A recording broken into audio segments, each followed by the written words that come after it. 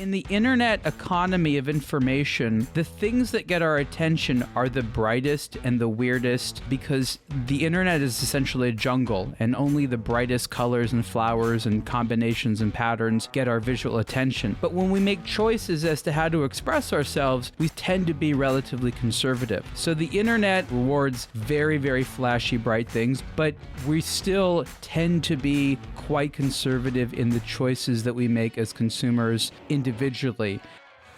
On this week's show, we consider the rise and hope for the fall of the listicle, ask if in-house really is progress, and consider the return of Daniel Roth, all while continuing the Watches Wonders tour with the likes of IWC, Roger Dubuis, Vacheron Constantin, and my personal favourite, my GoFundMe details are available upon request, a Lange Söhne, all in the company of our favourite creative director, Sylvain.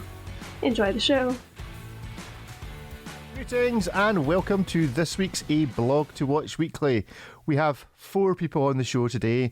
I suspect though it's only really going to count as 3.5 because Ariel is so horrifically jet lagged. But what it does mean, Ariel, is we get to play aBlogtoWatch Watches. So get your movie recommendations ready, Ariel. You can I'll give you some extended time to think about it. Can't I just guess the Seiko price?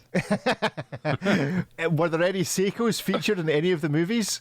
No, I saw a lot of Attenborough, okay? So a lot of nature stuff, not a lot of watches in there. So G-Shock heavy. Maybe.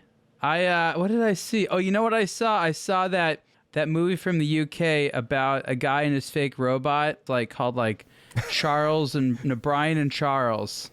Okay, I think you probably might have been imbibing something on the airplane. No, that was a movie. It was about a guy who makes a robot, which he doesn't really make a robot, but he has a robot friend, and there's got to be a couple of digital watches in there for sure. Okay. Sylvain, welcome back to the show. What's the last film you watched at the cinema? Good morning, gentlemen. I haven't been to the cinema in probably a year. I'm sorry. Oh, that's right. You don't have a television, do you? No, I don't either. You know that, and you keep asking. Yeah. You mean... He hires people to play performances outside of his window. No, I work. The life of a Breitling creative director. He just clicks his fingers and the artisans. Neighbors, dance for me. Oh, dear. I wouldn't need a TV either. David, last television box set you binged? I don't have a television either. I've been to the come movies. on. I've been to the movies, but I go there and I don't remember what I watched, so I have no idea. It just blacks me out. So it's just no clue whatsoever. I think this means I'm shelving aBlogtoWatch's television podcast I'm planning because it's going to be a short podcast. I'll make a change. Okay, I'll say this. I've been watching The Last of Us, and it really bothers me that the watch, which is so prominently featured, is such an ugly watch. It's from the video game as well, I understand. But usually these days when they put an important watch in a movie or video game, they make sure it's nice. But once in a while they still have one which is just so generic and blasé. It's just such a waste. Why Last of Us?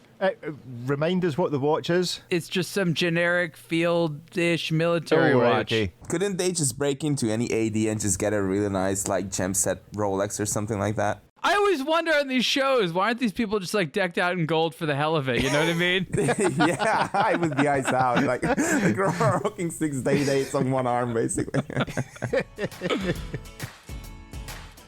We have a busy show ahead. Let's launch in while he's still vaguely awake. I feel that Ariel's perked up speaking about television and The Last of Us. So let's get while he's going, and we'll speak about your recent Monday article.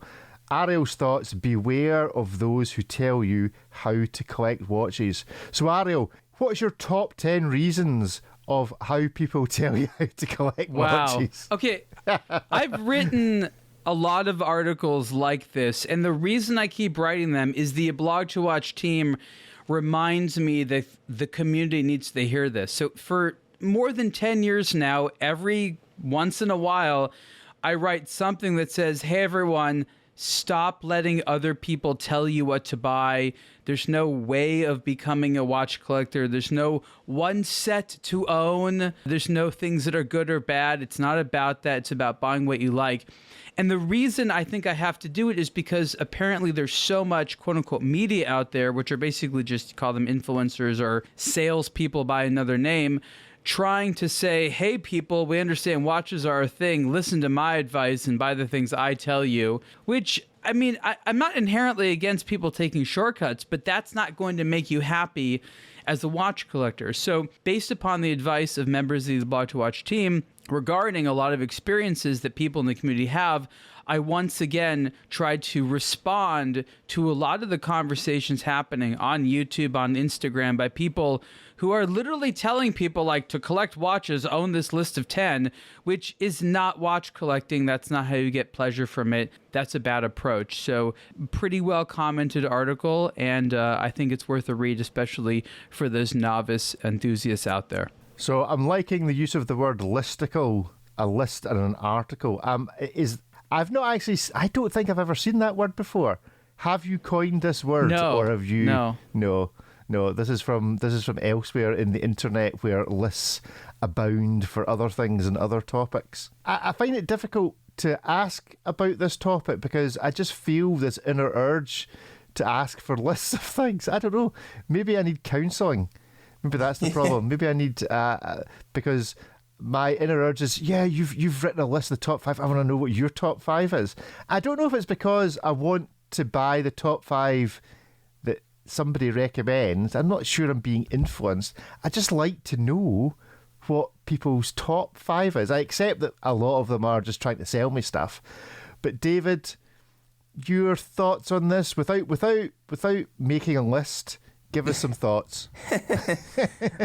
Give us random thoughts, randomized, so that in no way, shape, or form they can be assumed to be a list of thoughts about this article. Yeah, I like the concept of list in the sense that it gives you, you can pick the brain of the writer a little bit and say, okay, maybe I will find one that I like. But as Ariel said, to buy these top 10 and then you're a good collector, or it's the one watch that your collection needs, that's all useless. I think it's... a lot of the times this is just a spec sheet game, like, oh, this Tudor is so perfect for like these 5 reasons and whatever. But we rarely say, and these people rarely say, and these outlets rarely say that these are the 5 reasons why this watch is fun. And that's because, the definition of fun is different from one person to another. But at the same time, I think we could help, and actually on aBlogtoWatch, I think basically all of us in the team do it in our own way, to say, this is why watch collecting is fun, and this is why this $99 G-Shock is fun, or why this gem set Casio is fun, or why this gem set Yachtmaster is fun. It's not just about what goes into the watch or the specs or whatever. And these lists rarely list watches based on how much fun they are to own and to wear on a daily basis. And that's what I care about. And that is what makes watches interesting, right? I don't think that... Because what happens is a lot of the times people are looking for a safe way to spend their hard-earned money, and they try and justify these things by objective, aspects, which is totally understandable. But at the same time, there's so much more to having the watch that you like than to just justify it by the specs. Because when you look down on your wrist, you will be like, oh, I'm so happy I got the whatever movement with the whatever frequency. You don't even see that. And you don't know that. So that wears off really surprisingly quickly, and the rest stays. And if the rest is exciting, then you're in good hands. And that's what I care about when making lists or when making articles. I gotta say, if you looked at something similar for fashion, a lot of these articles would be the equivalent of, hey, what clothing do I need as a guy? And it's like, well, get a blue blazer and some slacks and some black shoes and brown shoes and a white shirt and a couple of other things. And boom, you have a complete wardrobe. You just sort of like blend in, right? Like no one's going to say, you don't look appropriate here, but no one's going to remember you were there. No one's going to notice you. And if you're looking to express yourself or stand out at all, which is mainly what your people are trying to do when they own expensive watches, getting that stuff is just not going to make you happy. That's why my main dress code is overalls. Sylvain? On the professional side, being a creative, having a creative job, I get these questions a lot. oh, what do you think? Should I buy this? Should I buy that? What's your opinion on that watch? Blah, blah, blah. I always do like David and Ariel and yourself, trying to explain people, and this is how I sum it up. I say the most inspiring people are the ones making good decisions. There is not a right and wrong answer, especially for me as a creative. I could draw a week, thousands of watches, and there is not a right and wrong answer. At the end of the day, the question is, does this watch moves you or not? And if you buy it trying to please others, I think you will quickly regret that. So I think to me, but when I say to people, don't listen, don't buy any advice, usually they don't get it. So I try to go the most inspiring way, saying, if you want to be an inspiring person, make your own decision, take the risk, and people will actually notice that you expressed yourself, and ultimately this is the effect you want to have. This is how you want to impact your surroundings, just by making your own decision. To what extent, though, is the world of watch design, a question for everybody, work the same way as car design? You see the concept car and everybody wows at it and going, oh yeah, I really, like the professionals, if you like, yeah, really wish they would produce that. But then that concept model that everyone's in love with hits the reality of what people actually want, and it gets toned down and the edges get taken off of it, and it gets bigger or smaller or wider or lower or fatter or whatever it is, or the tires are smaller. It becomes more practical. How does that work with watches, in the sense that there is what people actually want to buy, which isn't necessarily the same things that the four of us, as people who are deep into this, would buy or see as, yeah, that's a good watch? I always said to my guys, because I have every month one guy in my team coming, being very frustrated and say, I want to achieve this and we can't do it. And I always tell them, look, guys, we can't bend the laws of physics. So at the end of the day, a good designer, even if you have very small margin of maneuver, you have to do it in the best of your abilities. I mean, to what extent do you design first and foremost for yourself, Sylvain, and secondly for what you're going to actually see on in the stores that the public are going to want to buy? At what point does your dream design actually have to deal with the reality of what's going to sell? In the second stage, the first stage, we usually, as you said, draw whatever we would love to have. And in the second stage, we have to do what is called retro engineering. So this is where you bring product development guys, movement development, suppliers and everything. And we have to cope with their production rules and set of constraints in order to make the product feasible. And the second rule that is very hard to apply, in French, we call it répétabilité. It means how you can repeat a certain level of quality over a few hundreds, thousands, or tens of thousands of pieces. And that is very hard, because as we all know, making one tourbillon watch by hand that you took a year to build is hard, of course, but is feasible if you have the time and the resources to do that. Now, if you want to offer the highest level of quality on an industrial level, this is actually, in my mind, much harder, because you have to have clever designers and development guys that can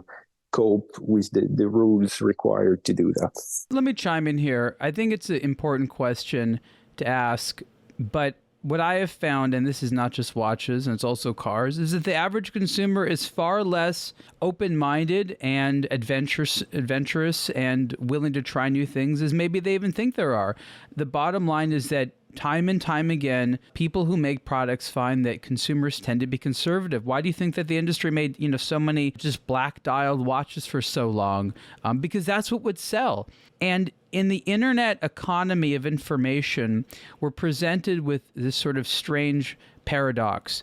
The things that get our attention are the brightest and the weirdest, because the internet is essentially a jungle, and only the brightest colors and flowers and combinations and patterns get our visual attention.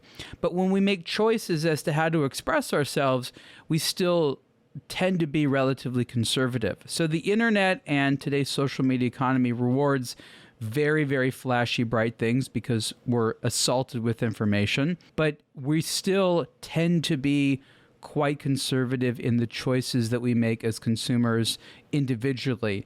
And I think that accounts for a lot of what you see, because I think that brands would make wilder stuff if it was true that consumers jumped on it more readily. It tends to be that a new product can take many years to become normalized such that it can gain the status of being conservative. The Royal Oak was relatively radical when it came out, and you wouldn't have had someone who was conservative wearing it. Today, no one looks at a Royal Oak and says, wow, that is such a crazy new design. Like it's out there, it's known. And is there anything out there at the moment that you think is in the early stages of that? It is the far out thing that is still to be normalised, whether that maybe like a kind of, I don't know, oorwork rotary hands or a mystery dial. Is there something that's up and coming, if you like? The funny thing is that what needs to be,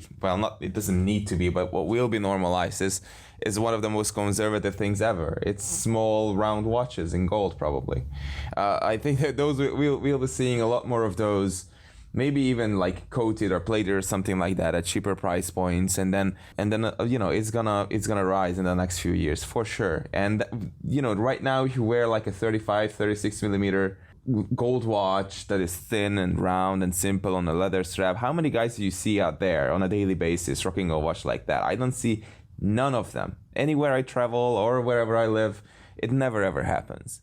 And I think it's going to take up a considerable fraction or a considerable size of the market within the next few years. And it's one of the most conservative things, and yet it is not normalized in our current time. And maybe that will be like cheaper vintage watches or something like that will fill this void or something like that, but also new watches. And that's going to happen in the next few years. I don't think it's going to be like floating hands and crazy oorwork designs and whatever. Those will never be standardized, because you for something to be standardized, you'd need to see them.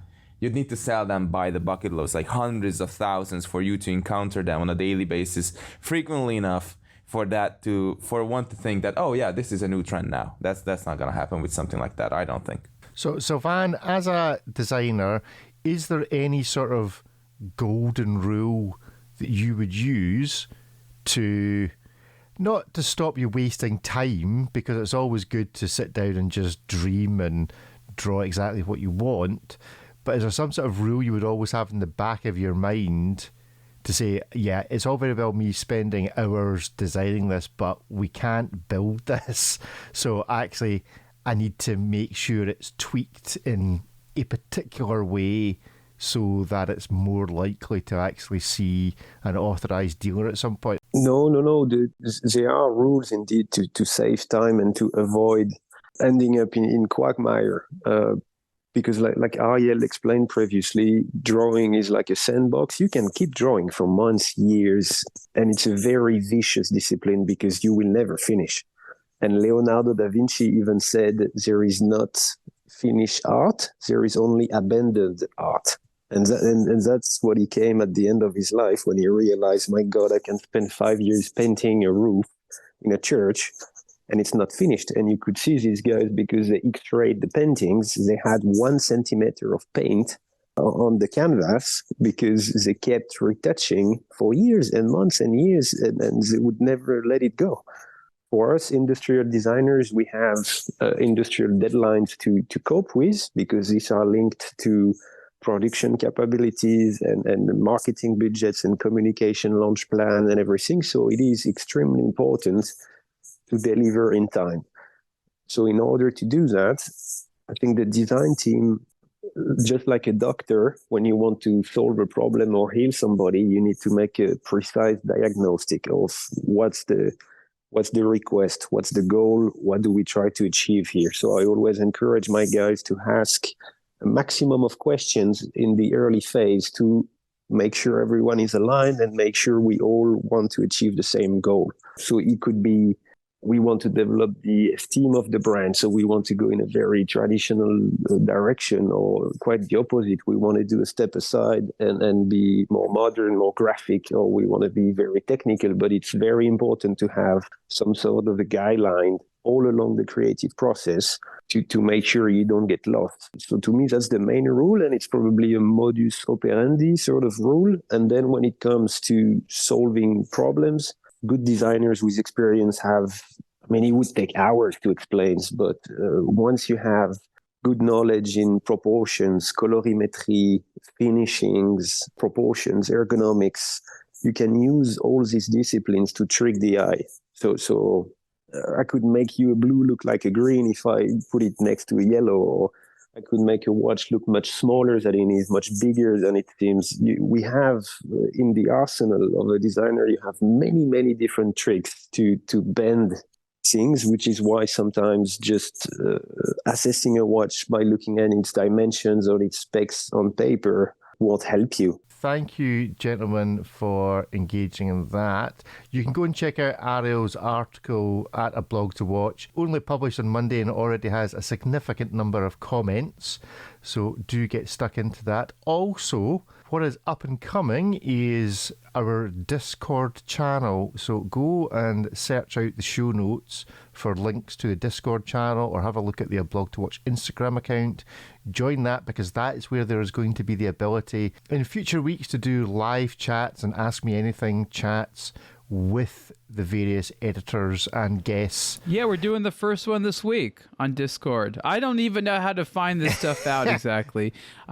We like Discord, but apparently you find the aBlogtoWatch channel. I'm just trying to talk to other people out there that also are new to this type of thing. I guess we want to perfect these a little bit before we start inviting everyone there, but we're trying something new. Basically, it'll be like a podcast, but not a podcast. Yeah, I have no idea how it's going to work, but we shall see, and it will be hopefully a bit of a mainstay for our Watches and Wonders coverage, which leads us neatly on to Watches and Wonders. We've done a bit of a tour over the last few weeks, and we're going to whiz round a number of brands in the kind of lower hall. We're going to start off with the noisy neighbours, because this year they have sat Roger Dubuis next to who last year had a volcano going off every 15 minutes or whatever it was, and they've sat them next to the very elegant, because last year they were next to the press booth where we tried to record and couldn't because of the noise. This year they're next to the very elegant Parmigiani, so that could be an interesting clash of cultures between those particular two. Roger Dubuis, Parmigiani, which booth are you going to first of those two? Oh, well, You know, to be honest, it's funny because the management has changed, but I've had some really fun times with Parmigiani of all the brands. Yeah, like you wouldn't believe. Yep. Which was just a lot of fun, but it is a very, very elegant and a very well-mannered and a very serious brand. Roger Dubuis, I think, has lost some of the traction. Maybe that's just because I'm not a Bitcoin millionaire, just going to their, whatever events. But it's just such an odd brand at the moment. It used to have this blossom of creativity with all these different crazy watches, the Monégasque and some of those more vintage styled pieces. And I'm not saying I liked all of them, but at least it was fun. It was more diverse. And at the moment, I'm really not sure what is the direction. I think it's just pumping out all these like Lamborghini themed watches, and it's just an odd place to be right now. And I see the energy in the booth, and I see the energy is somewhere deep within the brand, but somehow it just doesn't connect for me. While on the other hand, Parmigiani has been on a roll with Guido Terreni and a few others joining and just taking it to the next level now. And again, like Roger Dubuis, Parmigiani really needed direction and some tough measures and a strong navigator, and now it's happening, and it's cool to see because Parmigiani has so much within its vertically integrated manufacturing system that allows them to get creative and deliver both in terms of creativity and quality. And for that reason, I look forward to seeing them this year at Watches and Wonders. Sylvain, if you manage to sneak in under the cover of some other organisation into Watches and Wonders, or if you just have to pony up €70 to go yourself on the public day on Saturday, which of the booths of the following are you going to first? Roger Dubuis, Parmigiani, Lange Söhne, IWC, Montblanc, or Vacheron Constantin? Where are you heading to first out of that bunch? Well, personally, I'm a big lover of traditional watchmaking and craftsmanship and good movement constructions and long legacy for brands. So the ones that speak the more to my heart are probably Lange, Vacheron, Parmigiani. And on the other side, for example, I agree with David. I wish Roger Dubuis would get back in the archives a little bit too. They've done some incredible stuff in the past, and I find it lost some of its flair. But so for me, top pick Vacheron, Lange, and Parmigiani for sure.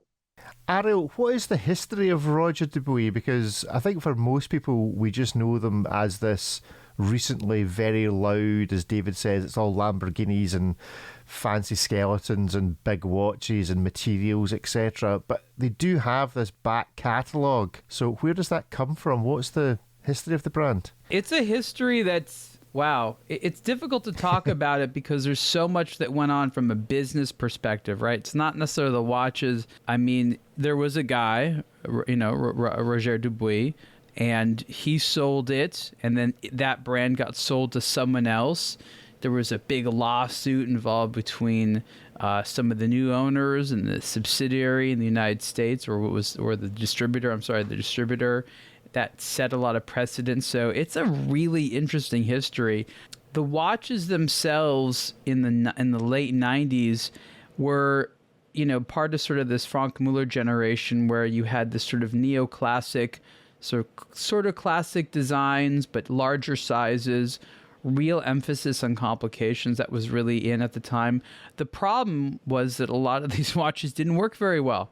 And the movements they had broke a lot, and they were beautiful, but they broke a lot. And part of what had to happen when Richemont purchased Roger Dubuis was actually spend a lot of years slowing everything down and making it work. So a lot of the movements, a lot of the things from the history is gone because it never actually worked. That's not an issue anymore. The watches do work very well, but you can see as a result, the catalog of actual movements they've had has gotten pretty small. So they make a lot of the same, focusing on the outside and stuff like that. So I think we'd all really like to see a return to all that stuff, but it wouldn't be an easy pivot for the company because they'd have to essentially make new movements, do a bunch of stuff. Right now, I think they try to position themselves as sort of an alternative to maybe a Richard Mille. They don't quite have the same type of brand, but I think that brands like Roger Dubuis were anticipating there being sort of this futuristic luxury watch buyer, which didn't get as popular as they thought. So then they thought that would be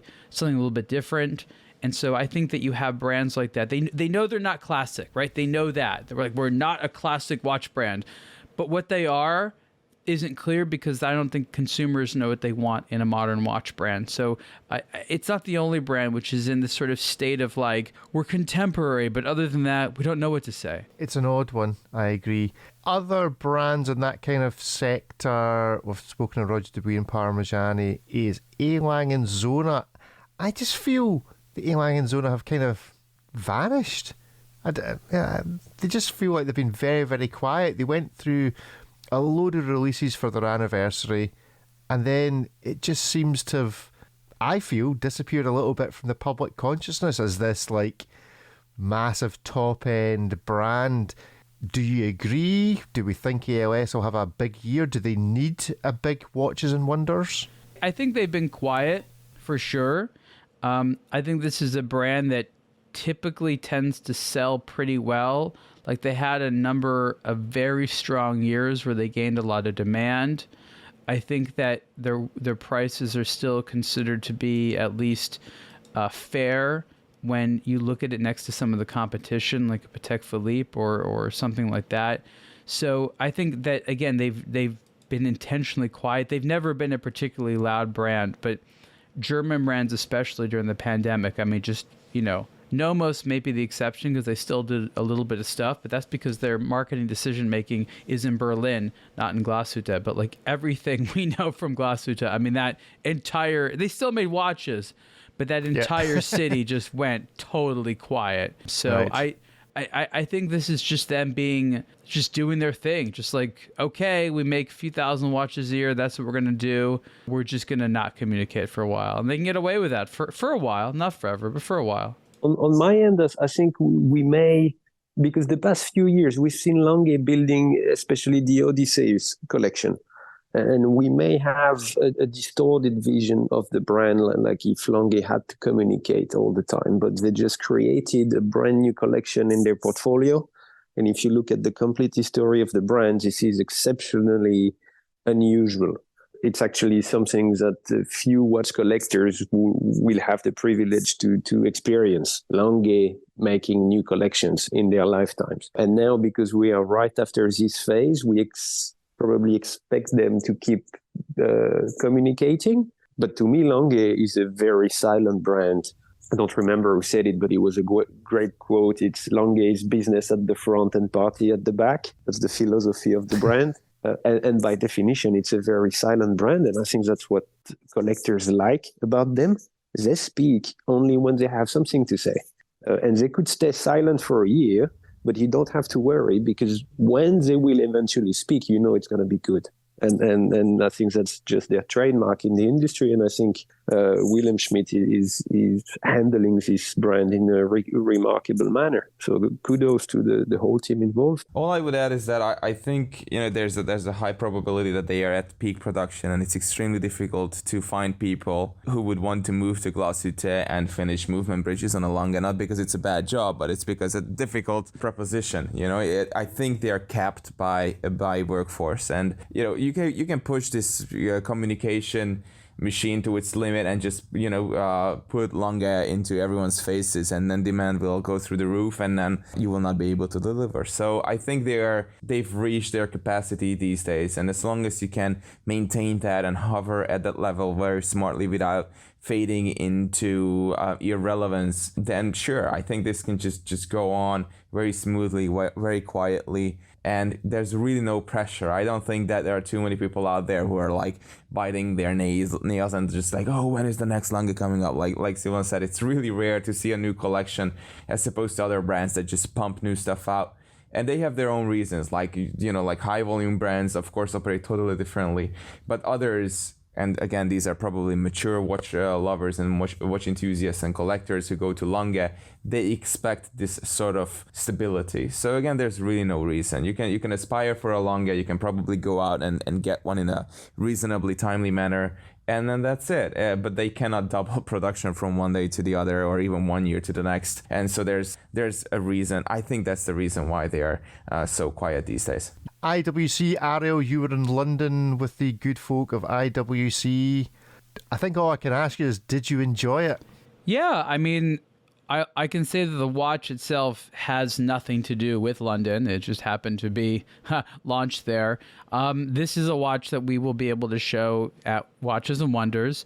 It's an interesting story of a product that IWC took a number of years to get right, and that will make a little bit more sense when the story comes out. So I think what I learned there that I knew, but I wasn't really entirely clear, was what IWC has become. And it has become a design-focused brand. You have a CEO who is an architect and a design lover. He's quite fanatical about an attention to detail. And for him, design is first and foremost. Sport watch, history, that's second.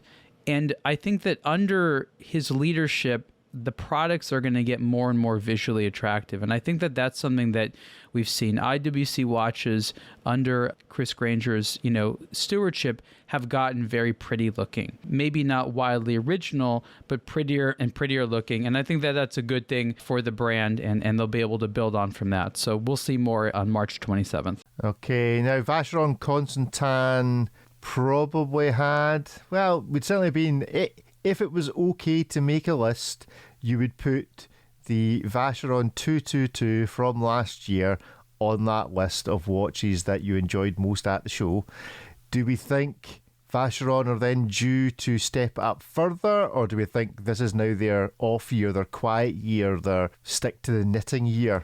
They almost always have something nice. I mean, I don't remember a situation where there was nothing. I mean, they tend to always have at least one really nice thing. It might be crazy expensive, it might be affordable, but I'd say that that's a brand that really seems to care about not letting people down. Like they always get like a solid B at the show, a minimum. Now, Sylvain, Montblanc are a brand that are there for watches, but are known probably more so for other products.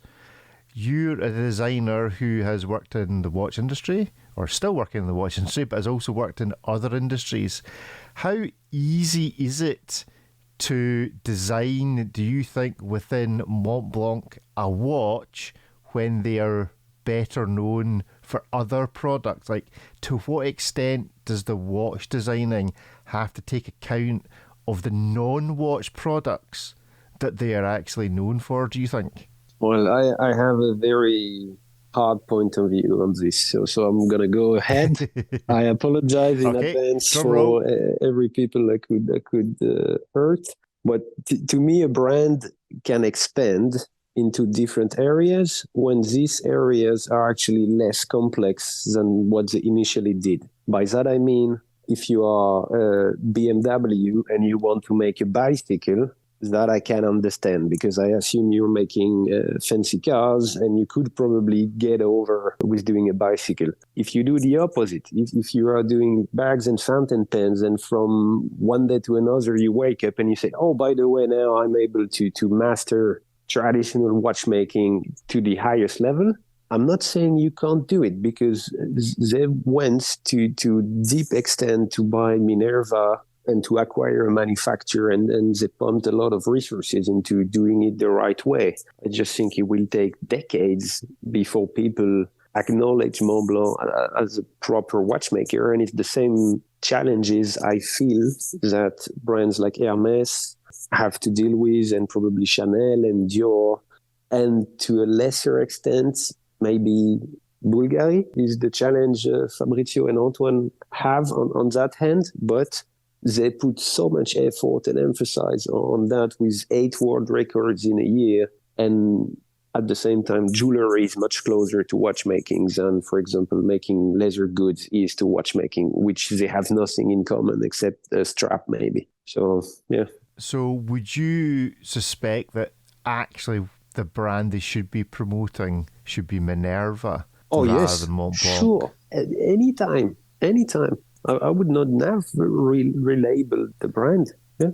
I think Montblanc should be credited for being, one of those brands that people tend to migrate to when they are buying their first watch. The Star Legacy and some of the other models that they have produced over time, the 1858.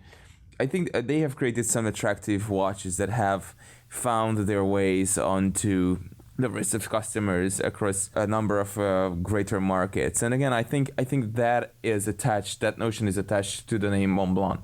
And for that reason, sure, it's not like an advanced high watchmaking brand or something that has, big legacy there. But at the same time, it's part of a group that has so much know-how that it can just delegate or just relegate onto or just hand over to Montblanc and say, hey guys, you can use this movement manufacturer and you can use this case maker, etc. So I think what it boils down to is design. I think that is a direction, because you can lean on all these manufacturing capacities within the Richemont group and say, okay, for sure you can make a decent case, etc. But what has been missing from the brand from time to time was a clear-cut direction from somebody who, like Simon said, had proper experience in the world of watches and not in the world of accessories and other items, which are which is just an art to itself. So yeah, I think that's the bottleneck, and sometimes they get things right, and sometimes they seem to be on a roll, and it's all heating up, and then the next year it just goes and now we are on this downward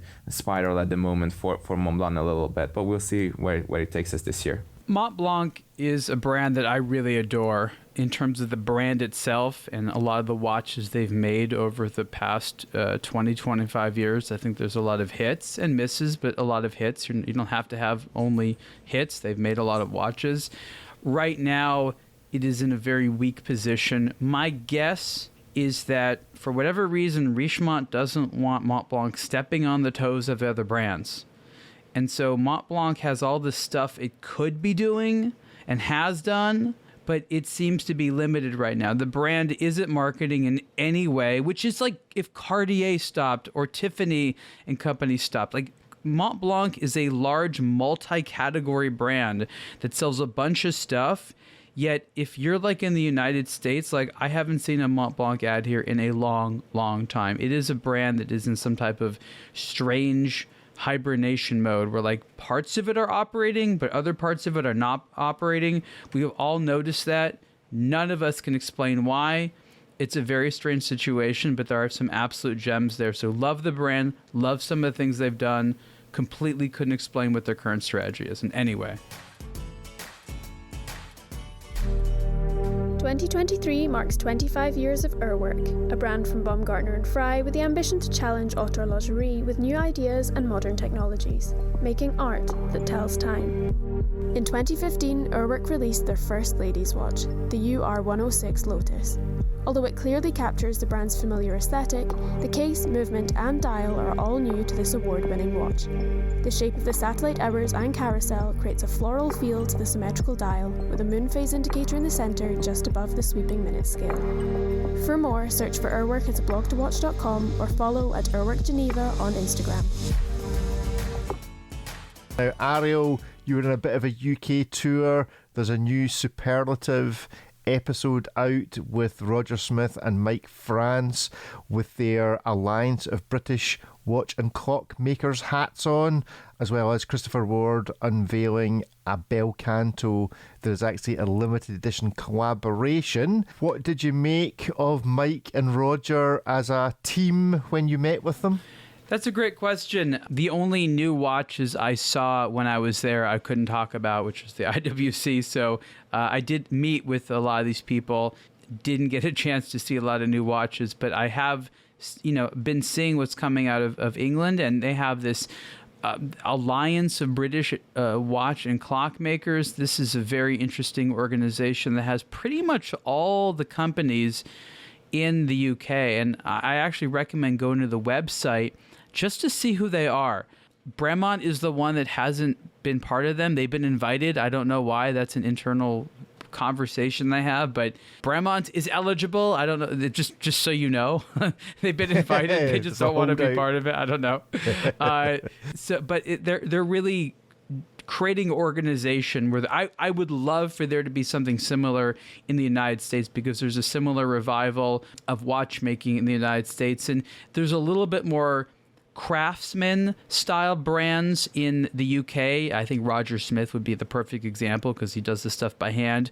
But I think what the United States has, which the UK doesn't have, is some really massive companies in the mix. I'm talking about the Fossil Group and Timex and Shinola, Movado. I mean, these are big companies involved in watchmaking. So the U.S. might actually want to think about having some type of an organization like that, but I think they're doing a great job. And from an overall marketing perspective, they're trying to create some personality behind what it means to be a British watch or clock maker, as opposed to just a luxury one or a European one or a mechanical one or something like that. Yeah, and did you get a hands-on with the bel canto at all? I did. It's a great watch. It's titanium. It's well machined. It's very lightweight. It's basically a contemporary execution of the most simple kind of repeating musical watch you could have.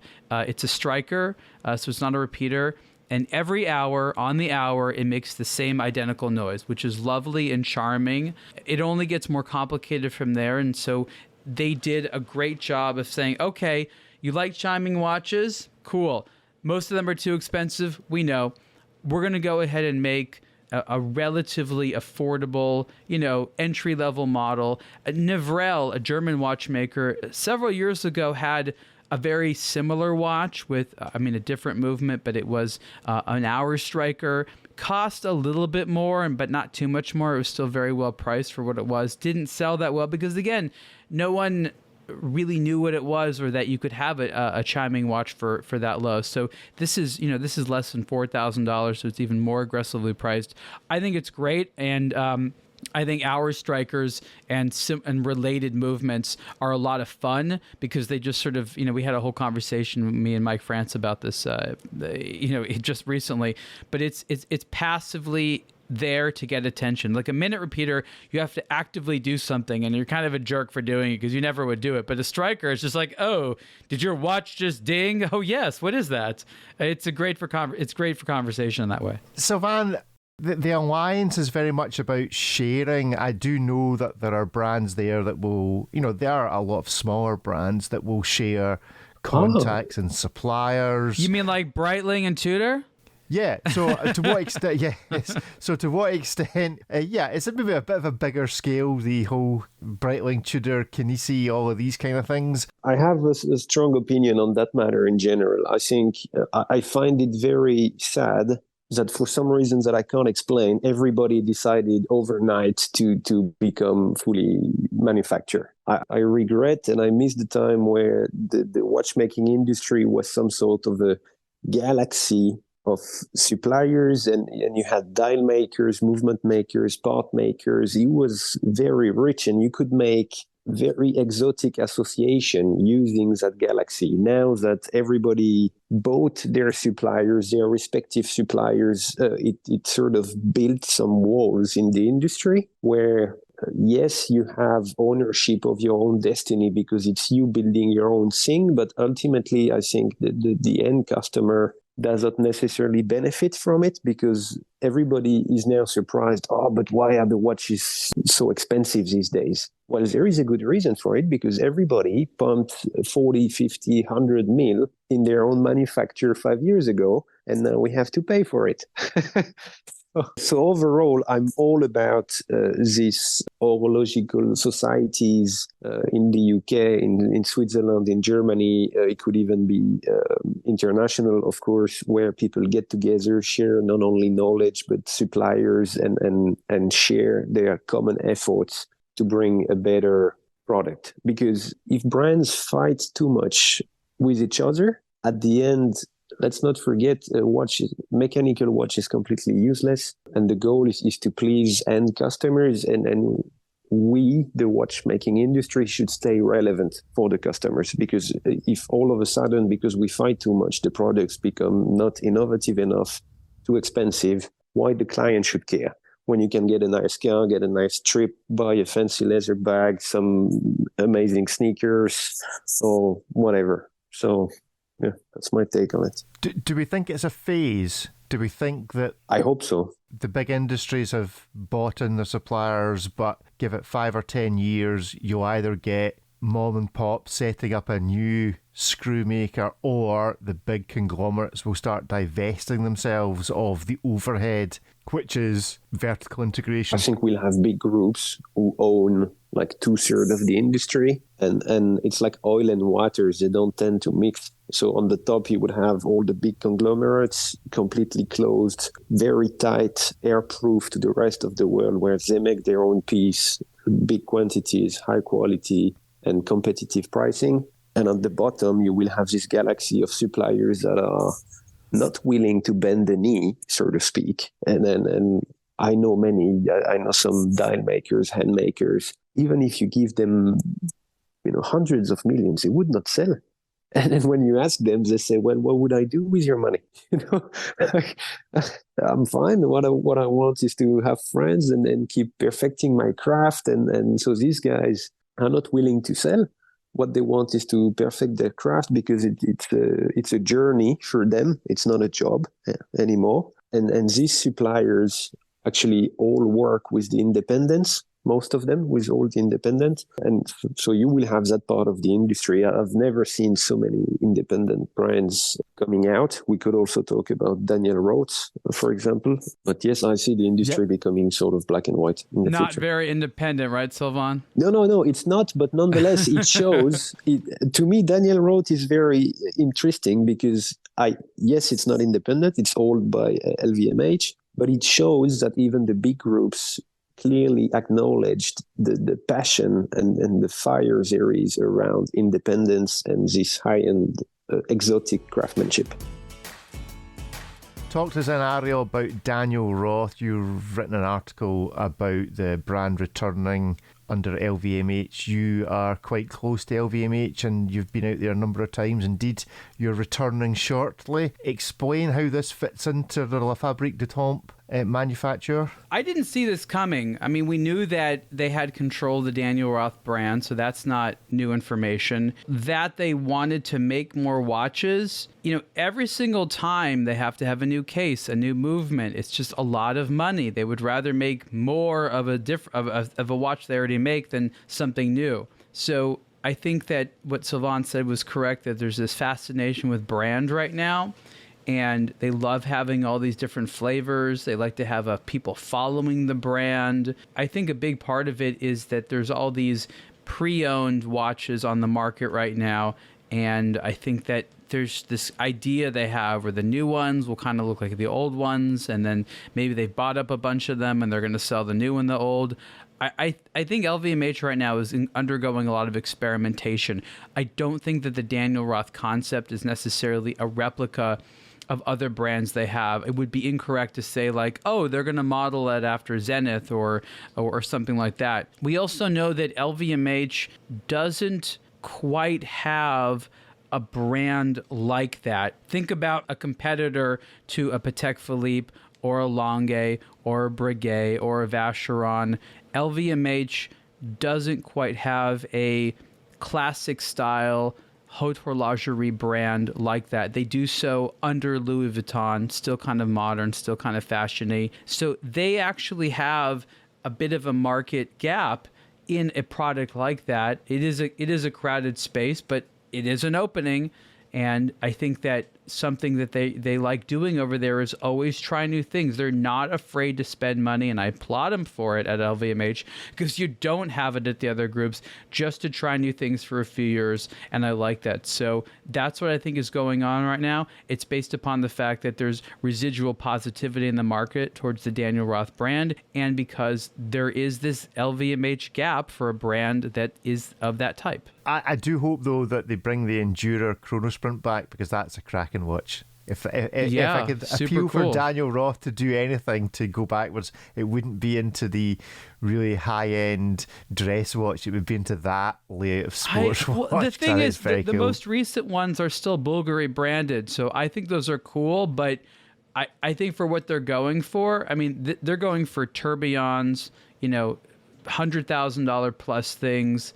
Only later might they go down, but brands like this do a much better job in the long run of starting very high end, and then after they've gained demand, coming in at a lower price point. They're certainly not in a rush, and they can afford to take their time. We'll see how that goes. I mean, I was surprised when they brought back Argent a couple of years ago, and it's basically the same watch that they used to make.